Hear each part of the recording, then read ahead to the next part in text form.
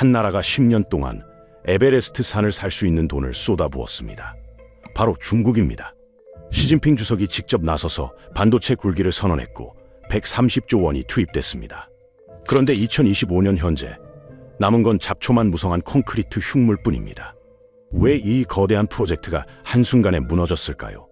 일본이 쥐고 있는 검은 액체 하나가 중국의 숨통을 완전히 끊어버렸습니다. 이 변곡점의 구조와 방아쇠, 함께 파헤쳐 보도록 하겠습니다.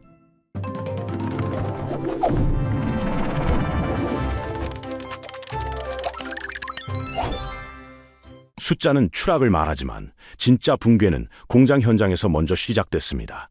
중국 우한에 위치한 훙신 반도체 공장을 떠올려 보겠습니다. 이곳은 한때 중국 반도체 굴기의 상징이었습니다. 대만 TSMC 출신의 유명 엔지니어를 최고 경영자로 영입했고 수조 원의 투자금이 몰려들었습니다. 하지만 지금 이 공장은 어떤 모습일까요? 드론으로 촬영한 영상을 보면 생산 라인 대신 잡초가 자라고 있고 고성능 장비가 들어서야 할 자리에는 먼지만 쌓여 있습니다. 이것은 우한 훙신 반도체만의 이야기가 아닙니다. 취안신 집적회로라는 회사도 마찬가지입니다. 이 회사 역시 대만 엔지니어들을 대걸 스카우트하며 야심찬 출발을 알렸습니다. 하지만 결과는 참담했습니다. 두 회사 모두 엄청난 투자금을 날렸고 지금까지 상업용으로 판매된 칩은 단 한 개도 없습니다. 우한 훙신은 2024년 6월 완전히 폐업했고 취안신 집적회로는 영업을 중단한 상태입니다. 중국 정부는 2015년 중국 제조 2025라는 거창한 계획을 발표했습니다. 핵심 목표는 반도체 자급률을 2020년까지 40%, 2025년까지 70%로 끌어올리겠다는 것이었습니다. 자급률이란 국내에서 필요한 반도체 중 자국 기업이 직접 만드는 비율을 말합니다. 이를 위해 국가 측 회로 산업 투자 기금이라는 대규모 펀드를 조성했습니다. 1기와 2기를 합쳐 3천억 위안, 우리 돈으로 62조 원이 넘는 자금이 투입됐습니다. 여기에 지방 정부와 민간 투자까지 더하면 총 130조 원에 달하는 상상을 초월하는 금액이 반도체 산업에 쏟아졌습니다. 그런데 결과는 어떻게 됐을까요? 시장 조사 업체 IC 인사이츠의 분석에 따르면 2025년 현재 중국의 반도체 자급률은 19.4%에 불과합니다. 목표였던 70%의 4분의 1 수준밖에 달성하지 못한 것입니다. 더 충격적인 사실은 이 19.4%마저도 중국 기업이 순수하게 만들어낸 것이 아니라는 점입니다. 삼성전자, SK하이닉스, TSMC 같은 외국 기업들이 중국 내에 공세운 공장에서 생산한 물량이 상당 부분을 차지합니다. 순수 중국 기업의 생산량만 따지면 전 세계 시장의 약 10%에 그칩니다. 130조 원을 쏟아붓고도 왜 이런 결과가 나왔을까요? 그 첫 번째 원인은 바로 내부에서 터진 대형 사기극이었습니다. 중국 반도체 굴기가 실패한 가장 직접적인 원인 중 하나는 정부의 눈먼 돈을 노린 사기꾼들이었습니다. 반도체 전문가라며 나타난 이들 중 상당수는 기술 개발에는 관심이 없었습니다. 오로지 정부 보조금을 빼먹기 위해 모여든 전문 사기꾼들이었습니다. 우한 훙신 반도체의 실제 창업자들을 들여다보면 놀라지 않을 수 없습니다. 창립 멤버 3명의 이력이 충격적입니다. 카오산이라는 인물은 초등학교 졸업장이 전부였습니다. 또 다른 창업자 리세해는 반도체 엔지니어가 아니라 과거 식당 주인이었습니다. 그런데 이들은 TSMC 부사장, 에이서 뉴욕지사 부사장이라는 가짜 명함을 만들어 자신들을 반도체 전문가로 포장했습니다. 정부와 투자자들은 이런 사기꾼들에게 속아 수조 원을 맡겼습니다. TSMC 출신 장상희를 영입해 CEO로 앉혔지만 그조차 속임수의 희생양이었습니다. 장상희는 나중에 대만 언론과의 인터뷰에서 이렇게 말했습니다. HSMC에서의 기억은 악몽이었습니다. 회사 정보에 접근할 수조차 없었습니다. 결국 그는 회사를 떠났습니다. 더 황당한 것은 장비 사기입니다.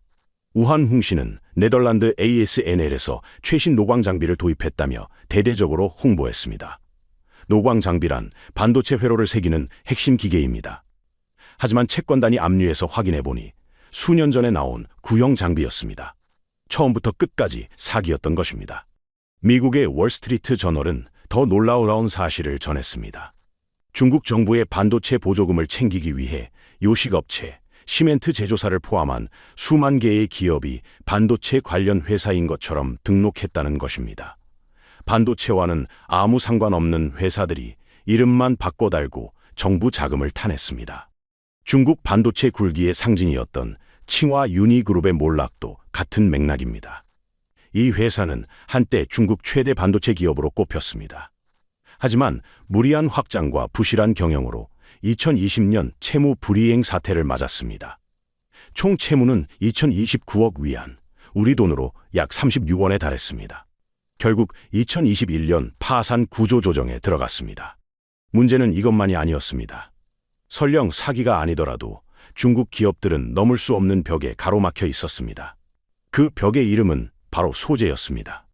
반도체를 만들려면 무엇이 필요할까요?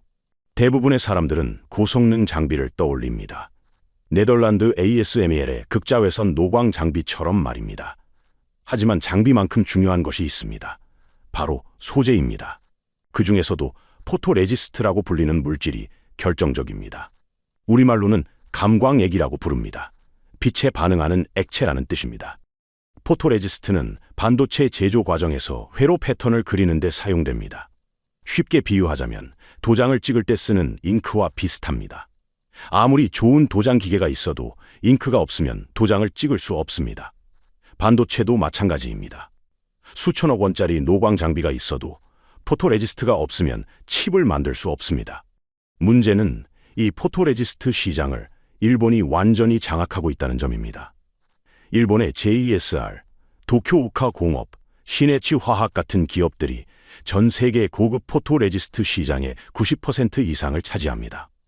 특히 7나노미터 이하의 반도체를 만드는 데 필수적인 극자외선용 포토레지스트는 일본이 100% 공급합니다. 극자외선은 영어로 EUV라고 부르는데 가장 짧은 파장의 빛을 사용해 머리카락 굵기의 수만 분의 1 수준으로 미세한 회로를 그리는 최신 기술입니다.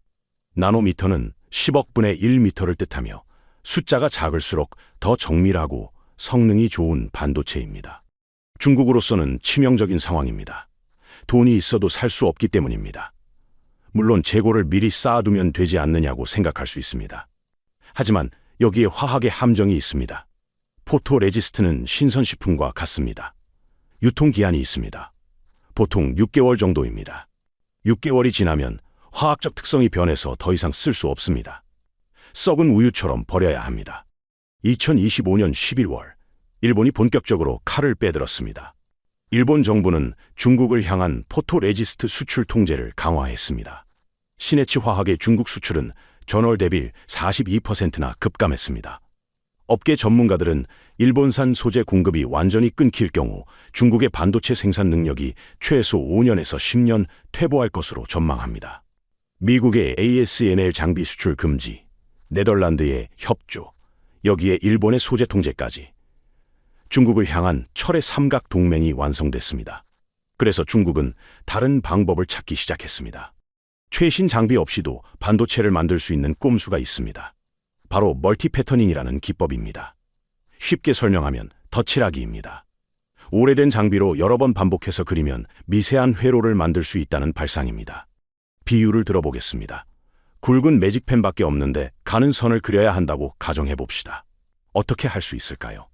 한 가지 방법은 같은 자리를 여러 번 덧칠해서 조금씩 다듬는 것입니다. 멀티 패터닝이 바로 이런 원리입니다. 한 번에 그릴 수 있는 회로를 2번, 3번, 심지어 4번까지 나눠서 그립니다.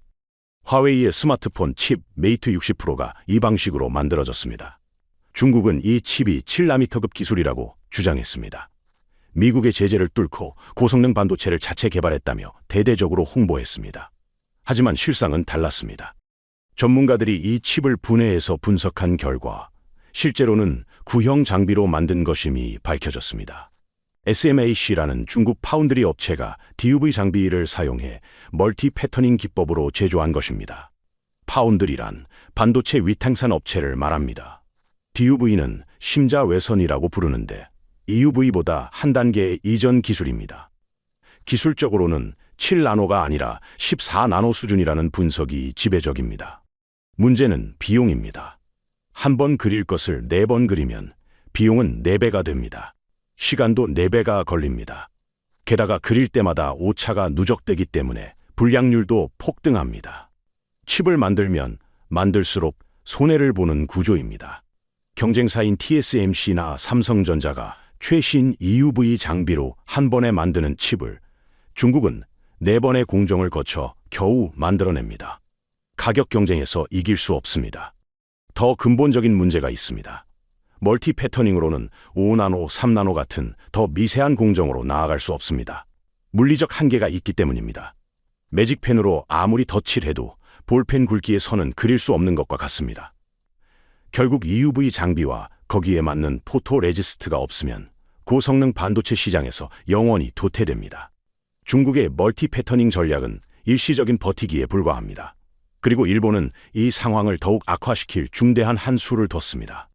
2023년, 일본에서 놀라운 일이 벌어졌습니다. 일본 정부가 세계 1위 포토레지스트 기업 JESR을 사실상 국유화한 것입니다. 일본 국부펀드인 산업혁신투자기구가 약 1조 엔, 우리 돈으로 9조 원이 넘는 금액을 투입해 JESR의 지분을 전량 매수했습니다. 국부펀드란 국가가 운용하는 투자기금을 말합니다. 2024년 JESR은 도증권거래소에서 상장 폐지됐습니다. 이것이 왜 중요할까요? JESR은 단순한 민간 기업이 아니게 됐습니다. 일본이라는 국가가 직접 소유하고 통제하는 전략 무기가 됐습니다. 이제 일본 총리의 결정 하나면 중국뿐 아니라 어떤 나라에도 포토레지스트 공급을 중단할 수 있습니다. JESR의 시장 점유율은 약 28%로 세계 1위입니다. 여기에 도쿄오카 공업, 시네츠 화학, 후지필름 등 일본 기업들을 합치면 전 세계 포토레지스트 시장의 91%를 장악합니다. 특히 EUV용 최신 포토레지스트는 사실상 100% 일본 기업들이 공급합니다. 일본 정부가 JESR을 국유화한 배경에는 여러 가지가 있습니다. 먼저 외국 기업의 적대적 인수합병을 막기 위해서입니다. 적대적 인수합병이란 경영진의 동의 없이 강제로 회사를 사들이는 것을 말합니다. JESR은 시가총액에 비해 외국인 지분 비율이 54%로 매우 높았습니다. 삼성전자나 SK하이닉스, 글로벌 사모펀드들이 관심을 보인다는 소문도 있었습니다. 일본 정부는 핵심 소재 기업이 외국 손에 넘어가는 것을 사전에 차단한 것입니다. 더 중요한 이유는 반도체 공급망을 국가 차원에서 통제하겠다는 전략입니다. 일본은 한때 반도체 강국이었습니다. 1980년대에는 전 세계 반도체 시장의 절반 이상을 차지했습니다. 하지만 미국과의 무역 분쟁과 한국, 대만 기업들의 추격으로 주도권을 잃었습니다. 이제 일본은 과거의 영광을 되찾기 위해 다시 움직이고 있습니다. TSMC 공장을 일본에 유치하고 라피더스라는 새로운 반도체 회사를 설립해 2나노 공정 개발에 도전하고 있습니다. JESR 국유화는 이런 큰 그림의 일부입니다. 소재를 무기화해서 반도체 패권 경쟁에서 유리한 고지를 점하겠다는 것입니다. 중국으로서는 악몽 같은 상황입니다. 그런데 일본의 이런 전략을 먼저 경험한 나라가 있습니다. 다름 아닌 한국입니다. 그리고 한국의 대응은 중국과 완전히 달랐습니다. 2019년 7월, 일본은 한국을 향해 반도체 핵심 소재 3개 품목의 수출을 규제했습니다. 포토레지스트, 고순도 불화수소, 플루오린 폴리이미드가 그것입니다. 고순도 불화수소는 반도체 표면을 깎아내는 식각 공정에 사용되는 화학물질입니다. 당시 한일 관계가 악화된 상황에서 일본이 경제 보복 카드를 꺼낸 것입니다. 한국 반도체 업계는 비상이 걸렸습니다. 삼성전자와 SK하이닉스의 반도체 공장이 멈출 수도 있다는 우려가 나왔습니다. 일본산 소재 의존도가 매우 높았기 때문입니다. 하지만 한국의 대응은 달랐습니다. 위기를 기회로 삼았습니다. 정부와 기업이 합심해서 소재 국산화에 총력을 기울였습니다. 단기간에 대체 공급처를 확보하고 국내 기업들의 기술 개발을 지원했습니다. 동진세미케 같은 한국 기업들이 EUV용 포토레지스트 개발에 성공했습니다. 2025년 2월에는 삼성전자 파운드리 3나노 생산 라인에 국산 EUV 포토레지스트를 공급하기 시작했습니다. 완전한 국산화까지는 갈 길이 멀지만 일본 의존도를 크게 낮추는 데 성공했습니다. 결과적으로 일본의 수출 규제는 한국 반도체 산업의 체질을 강화하는 계기가 됐습니다. 소재와 부품, 장비 분야에서 국내 기업들이 성장했고 공급망 다변화도 이뤄졌습니다. 2019년의 위기가 2025년 한국 반도체 산업의 경쟁력을 높이는 밑거름이 된 셈입니다. 중국은 왜 이렇게 하지 못했을까요? 가장 큰 차이는 기술력입니다. 한국은 이미 세계 최고 수준의 반도체 기술을 보유하고 있었습니다. 삼성전자와 SKK 하이닉스는 메모리 반도체 분야에서 세계 2위를 다투는 기업입니다. 기존에 축적된 기술력과 노하우가 있었기에 소재 국산화라는 도전에 나설 수 있었습니다.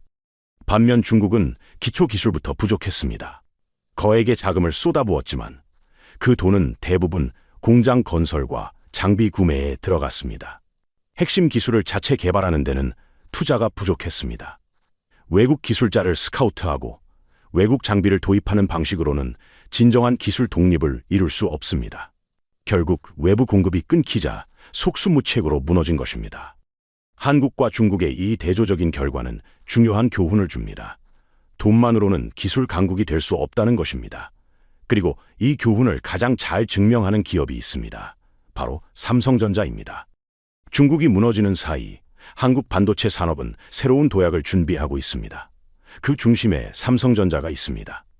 2025년 삼성전자는 극적인 반등을 이뤄내고 있습니다. 3분기 매출 86조 1억 원으로 역대 최대 분기 매출을 기록했습니다. 영업이익은 12조 2천억 원을 달성했습니다. 특히 주목할 것은 파운드리 사업입니다. 삼성 파운드리는 한동안 고전했습니다. 세계 1위 TSMC와의 기술 격차, 낮은 가동률, 적자 누적 등 어려움이 이어졌습니다. 하지만 2025년 들어 상황이 반전됐습니다. 가장 큰 사건은 2025년 7월 테슬라와의 초대형 계약입니다. 계약 규모는 22조 7,648억 원입니다. 삼성전자 역사상 단일 고객 기준 최대 규모입니다.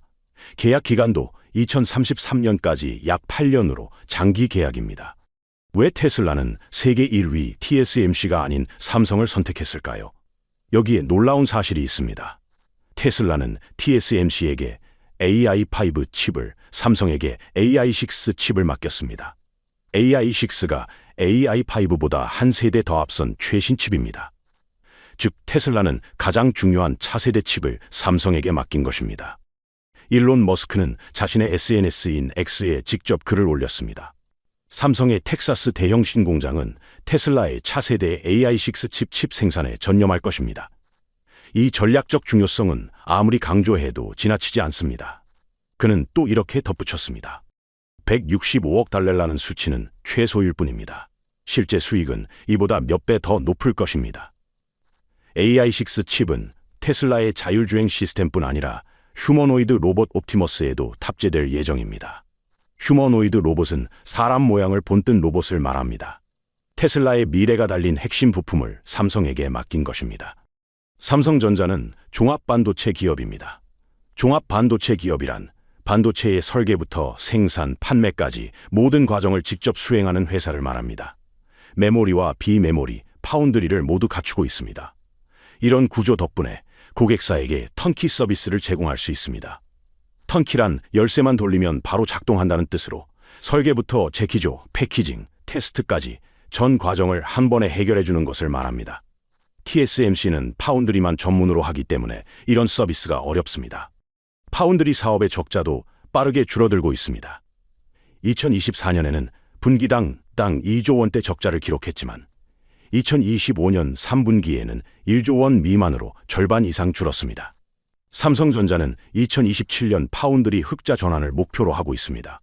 이제 중국의 몰락과 삼성의 부활이 남긴 교훈을 정리해 보겠습니다.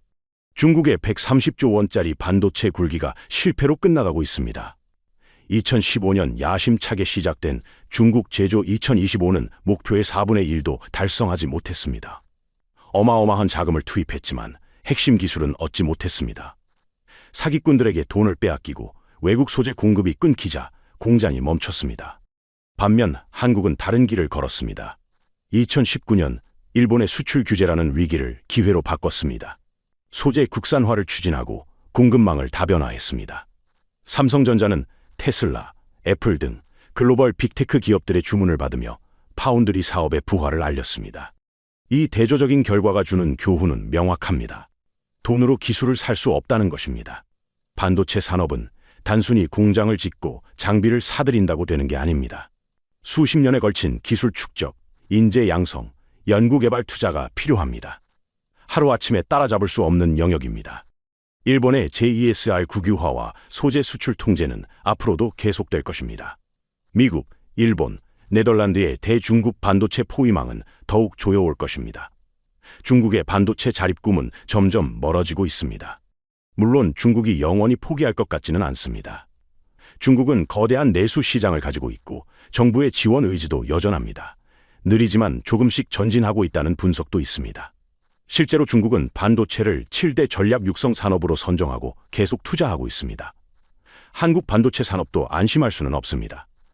중국과의 기술 격차가 일부 분야에서 좁혀지고 있다는 경고도 나옵니다. 하지만 적어도 지금 이 순간 반도체 전쟁의 승자는 분명해 보입니다. 기술을 가진 자가 웃고 있습니다. 시진핑 주석이 흘리는 눈물은 어쩌면 예견된 결과였습니다. 그리고 삼성전자의 진짜 전성기는 이제 막 시작됐습니다. 오늘 영상에서 다룬 내용 정리해 보겠습니다. 130조 원을 쏟아붓고도 무너진 중국, 위기를 기회로 바꾼 한국, 그리고 테슬라의 선택을 받은 삼성전자. 반도체 전쟁의 판도가 바뀌고 있습니다. 여러분께 질문 하나 드리겠습니다. 중국이 이대로 포기할까요? 아니면 다시 일어설까요? 그리고 한국은 지금 이 기회를 제대로 잡고 있을까요? 댓글로 의견 남겨주시면 다음 영상에서 함께 이야기 나눠보겠습니다. 다음 영상 예고입니다. 삼성전자와 SK하이닉스의 HBM4 전쟁, 그리고 엔비디아가 선택한 승자는 누구인지 심층 분석합니다. 이런 반도체 산업의 핵심 흐름을 놓치지 않으려면 구독과 좋아요 지금 눌러두시기 바랍니다. 알림 설정까지 해두시면 새 영상이 올라올 때 바로 확인하실 수 있습니다. 다음 영상에서 뵙겠습니다.